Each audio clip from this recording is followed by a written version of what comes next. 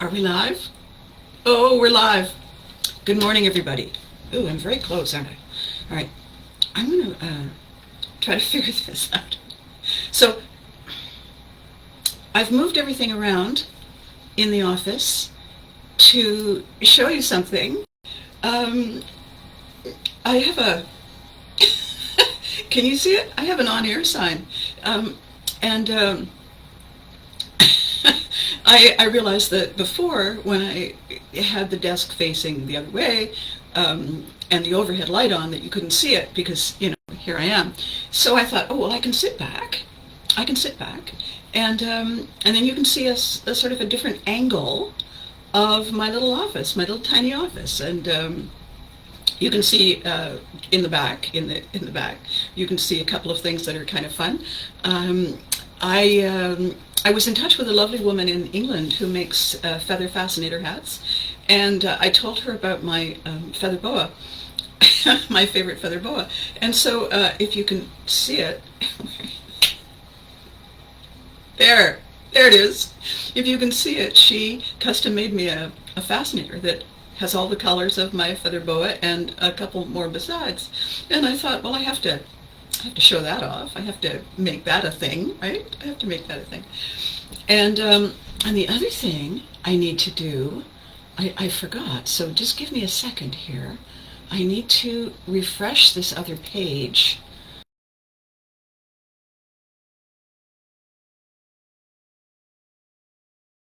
Oh, there it is. Okay, so I'm going to click that and mute me, and now I'm just going to write this thing. I'm going to say in the hi everyone,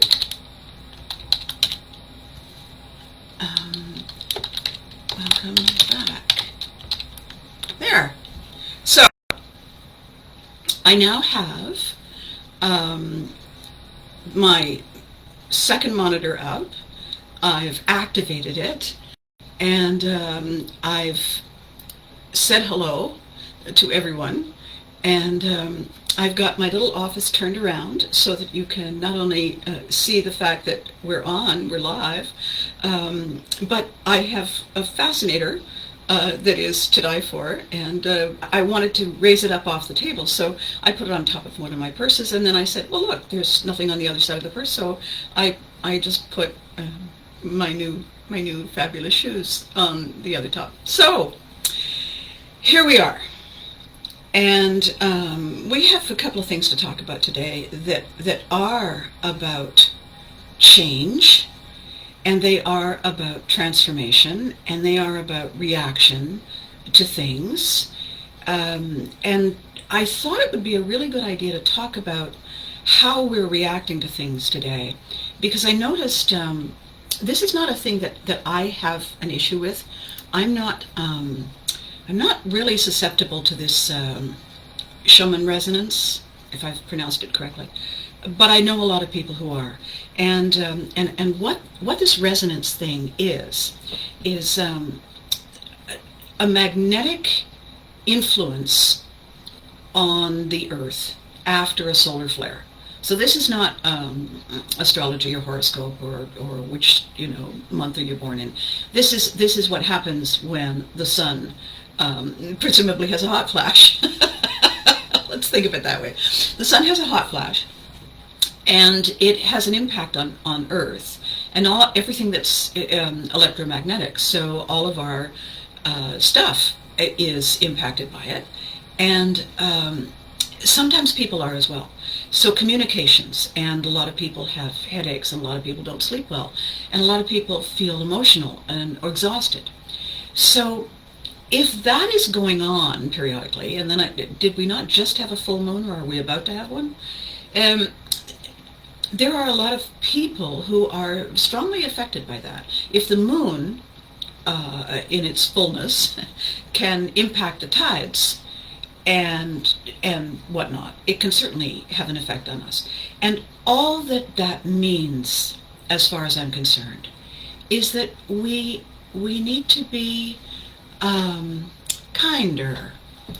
We need to show, I'm sorry, I'm not now distracted.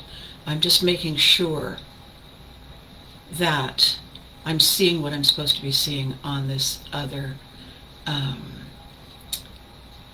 monitor, because apparently there's a lag, anywhere from 5 to 30 seconds. If I post something or someone posts something, I don't see it right away. It doesn't happen right away. So even though we're live because we're on air. Even though we're live, we're not necessarily that quick. Oh dear, it's a metaphor. So back to what I was saying about not that quick and what is going on around us. There's a lot of stuff, and I don't want to belabor the point, but I think since everyone's talking about it, it's ridiculous. Oh look, good morning, Lance. How are you? Oh, Lance's mom was in a car accident, and talk about scary. And he raced to see that she was okay, and she was. Yay. However, it's a shock. It's a shock. It's an emotional shock. It's a terrifying shock. It's a panic shock to her, to him, and to everyone who cares. And he reached out to his community and said, she's fine, she's okay, and I have a great boss who gave me the time off to go and figure out what was going on. And if anybody has time on social media to reach out and send her a message, because she'll really feel the love. And so we all did, because we're a tribe, people like us who do things like this. And the thing for Lance, one of Lance's greatest qualities is that he is a white knight. He rides to the rescue, and he does it brilliantly. And I know a lot of people who are white knights. I'm not one of them. I'm a navigator. When the white knight who's riding to the rescue gets lost, my ability is to find another path and say, let's go this way, because that's crocodiles and bog and whatnot. And so Lance is a fixer and a creator and someone who makes things happen. And he brings with him people who are not equipped to do that themselves. A very difficult thing for white knights and navigators and compensators and handmaidens and feeders of the hungry and protectors of the lost is when the rules change. And right now, there are so many people who are not ready, or the ways we fixed things don't work right now. The batteries are dead. We can't plug it in. Everything has changed. The toughest thing that doers struggle with is when their path is blocked. There's an obstacle between us and the doing, because we don't really have anything else. This is our validation, and so I wanted to talk about two things today. One is the concept of validation and vindication, and the other is, I posted an image on my Facebook page just before I got ready to go live, and it's an image of a spent match. It's just lying there, and the when you strike a match, it flares at one end. Because it's tipped with something that is flammable, more so than the rest of the match. And the statement is, if it worked once, and then it's left unfinished. And what we're really dealing with right now is all of us doers with all of our matches that we've already used. We can't feel validation, and we can't be vindicated, and we can't reach our goal, and we can't save people if we've already used the match. We need to find another tool. We need to reach in, not out.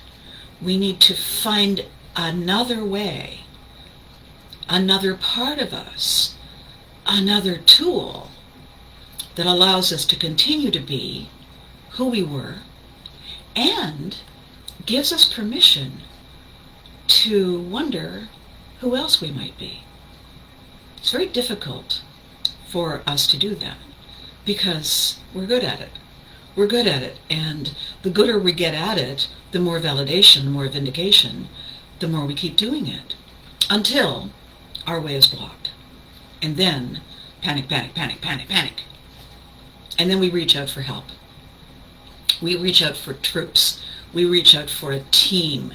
We reach out for those like us who can. And then we do it together.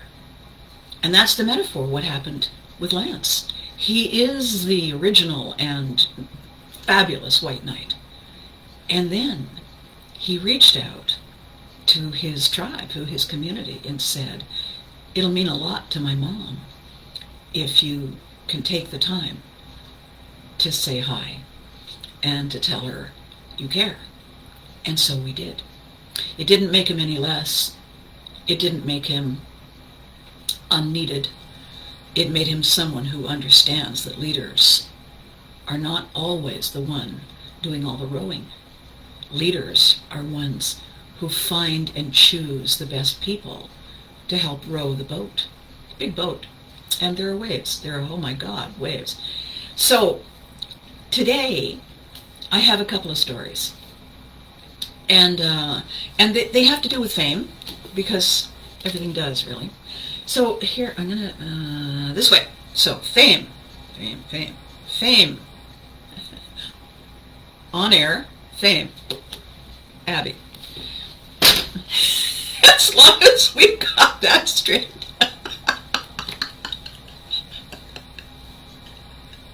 As long as I include me in the list, we're good.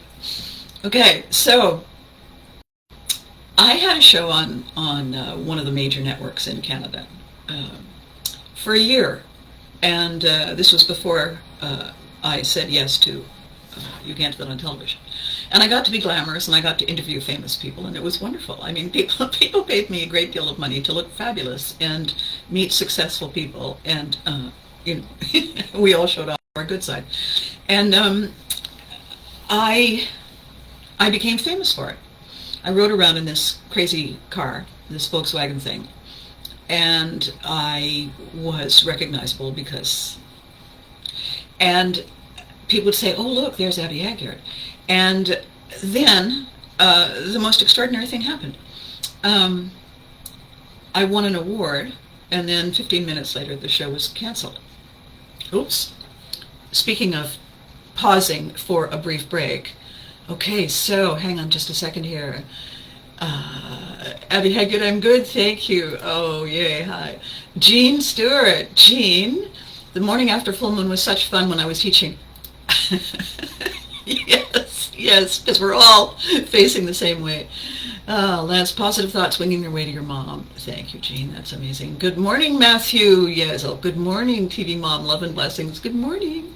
All right, so I've liked all of this, and it's exciting, and we have a bunch of people watching who are not saying anything, but that's okay, as long as you're here. As long as you're here, that's what matters. So back to my story. I was terribly famous, and I, in one day, had a stint to do in morning drive radio, and then I went to see the people at a recording studio downtown who did pretty much all the recordings for the federal government at the time, and I did a lot of their narrating work, and I went in to see them, and I did a quick job for them.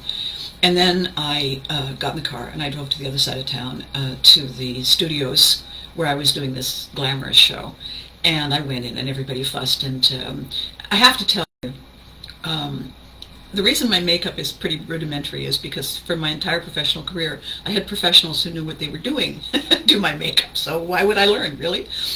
So they do your makeup, and they fluff your hair, and they help you choose what to wear, and you sit down with the producer, and you talk about what's going to happen today. And the band, we had a studio band, and so the band plays and rehearses and everything. It's fabulous. It's fabulous. And I recorded the show. And then I left because I was invited to a very, very shishi cocktail party on Embassy Row, Ottawa being the capital of Canada. All the embassies are there, and I was invited, of course, because I'm Abby Haggard, and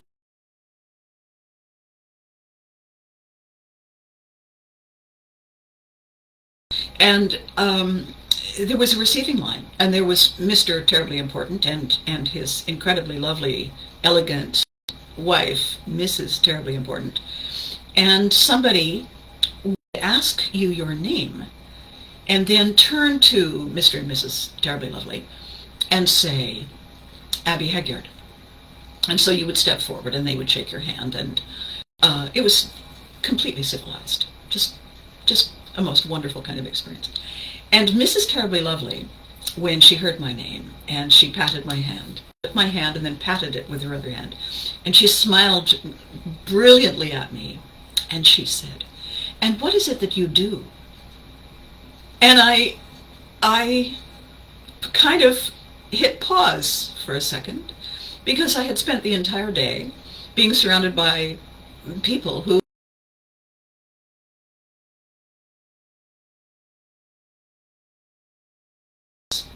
that's what I do.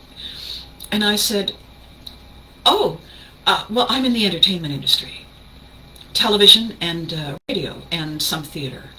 And she said, oh, how exciting that must be for you. Would you have been in anything I might have seen? And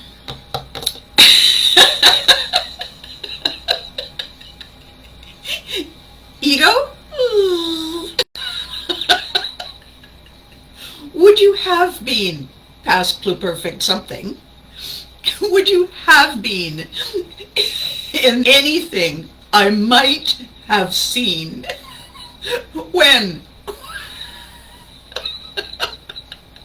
When they were painting your nails? When you were waiting for the delivery of the next, I don't know, chinchilla? And I said, no, probably not. Ottawa, after all, is a very small town. And she patted my hand again, and she smiled, and she said, isn't it? And then turned to the next person.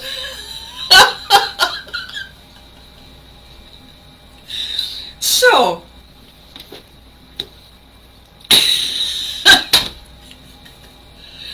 who we think we are is often validated and vindicated by external sources. That's how we become famous. We may be famous in our own minds, but that doesn't get us anywhere. It certainly doesn't get us the better table at Jason's.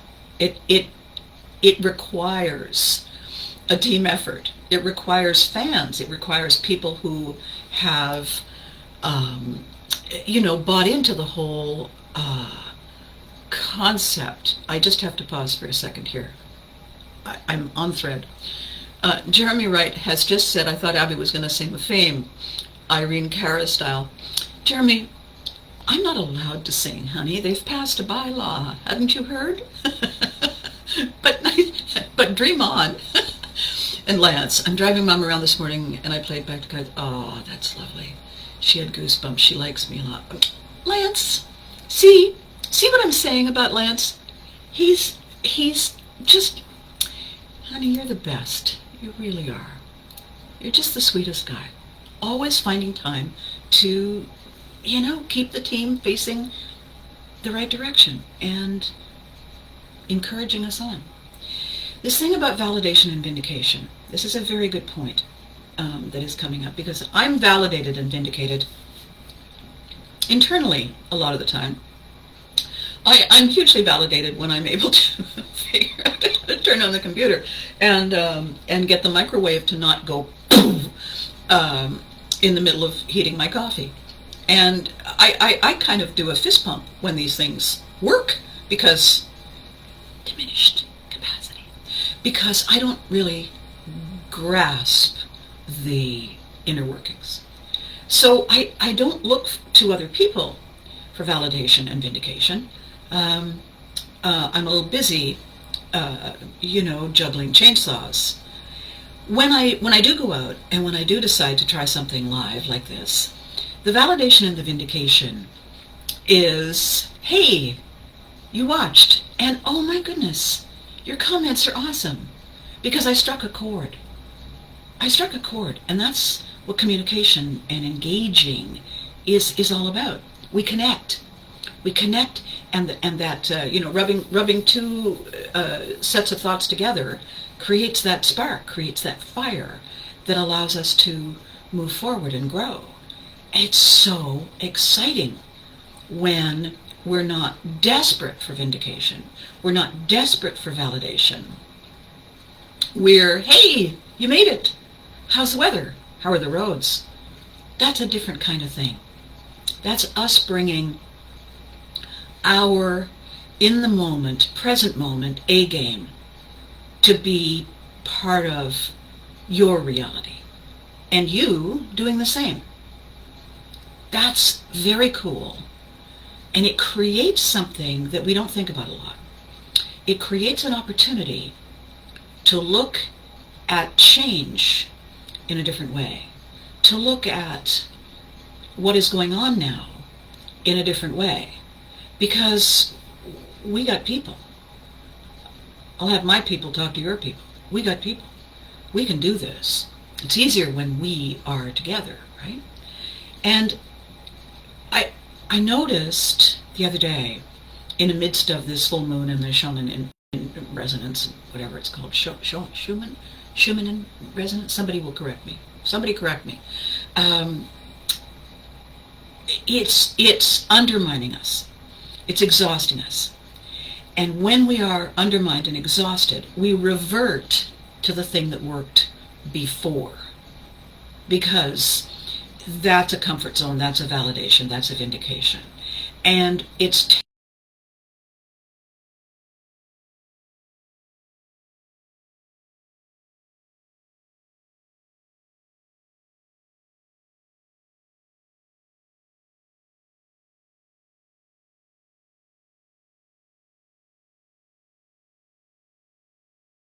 it's in charge and is trying to remember whether or not it put on pants before it sat down in front of the camera.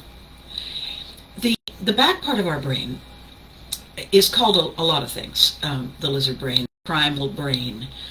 It is the original brain. It is the oldest part that maneuvered us out of the water onto the land. It is the part of us that can do simple repetitive functions. I will give you an example. When we're driving the car on the highway and we have a long way to go, nod your heads and smile, or, comment. If you have reached your destination and you suddenly realize that there's a whole stretch of that drive you don't consciously remember. It happens to me all the time. I've asked other people, so I know it's not just me. It happens to everyone. And the reason is that that basic stuff is what the primal brain does. And it can take over, and we allow it to take over so that we can think about the important things, like what we're going to have for supper, and why am I wearing these pants? The diet didn't work, and now, I'm going to look ridiculous when I try and show people my other good side. Other proof is this. When you leave work and you're in the car, and you say, I got to remember to get milk. I have to stop for milk. I have to stop for milk. I have to stop for milk. When you get home and you walk in the house, you realize you didn't.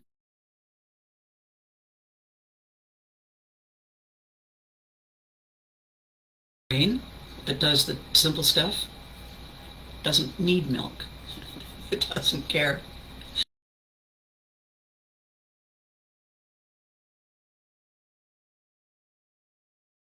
Doing other stuff.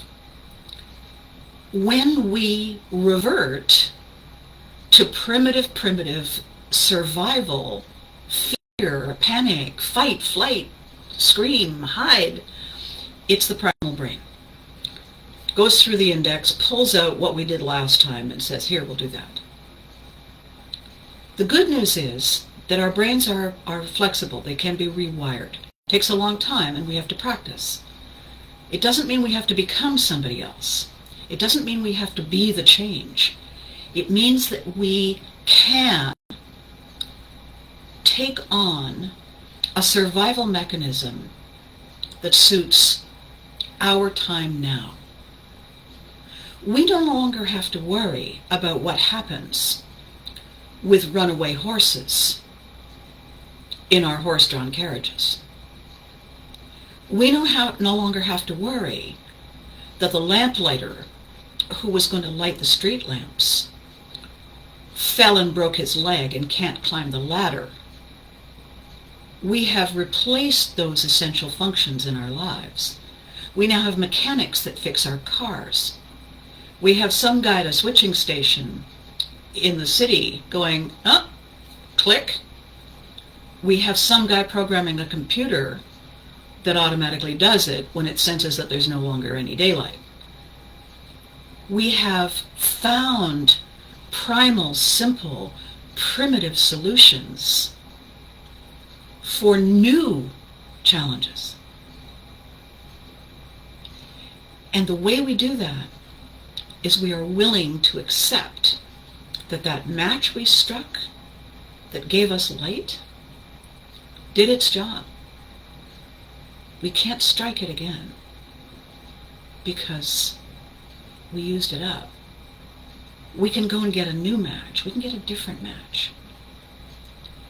As doers, leaders, change makers, handmaidens, healers, defenders, white knights, we can accept the fact that we're human.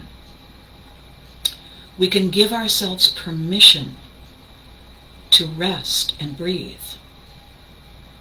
We can remember, if we think about all those heavy lifting weightlifters, if you ever watch them, they always take a deep breath before they do the heavy lift. They don't just charge right in. We can adapt. We can dig into our Rolodex of the most flexible, least fearful personality we own and allow that one to come forward and make our decisions when the winds change and the tide turns. We can. We have that ability. We are that good. Okay, look at that. It's almost 10:30. I need to say two things. First of all, I need that remedial speech class again. I need to remind people that I'm on a mission in doing this to build a tribe of people who are interested in communicating, connecting, engaging, and considering new and better ways that we can elevate each other, leverage each other, create a different kind of tribe to allow us to be in control, feel safe, feel validated, feel vindicated, no matter what this current temporary glitch is. We need to remind ourselves that we've got this, as long as we're willing to be flexible and flow. That was the first thing. The second thing is, it's Thursday, which means that the weekend is soon upon us. It is also, we're coming up on a new month and a new whole set of people who do. And happy tribe. Yay, Jeremy. And so we can allow ourselves to be good to us. Breathe. If it helps at all, that's what I'm doing. That's why I'm here. When you've had an opportunity to watch this, tell your friends, like this. If you have time, go to my YouTube channel and subscribe. We're going to build this boat, and then we're going to build a flotilla, and then we're going to set sail. And I have someplace amazing that we're going to go together. All right? Now, before I sign off, I just want to make sure that I've clicked everybody. Matthew, your heart and who you are. Yes, yes. Whether you're famous or not. Yes, yes. Your heart and who you are makes a difference no matter if you're famous or not. Thank you, Matthew. You're absolutely right. We're all famous. We're all famous in our own little circle. We all need to know that. First of all, we all need to be able to look in the mirror and say, not bad. Not bad. Okay. That's it for now. It's just about almost 10:30. Be good to you. Click like, share, comment, subscribe. Do all that tech thing that people do. And I'll see you on Tuesday.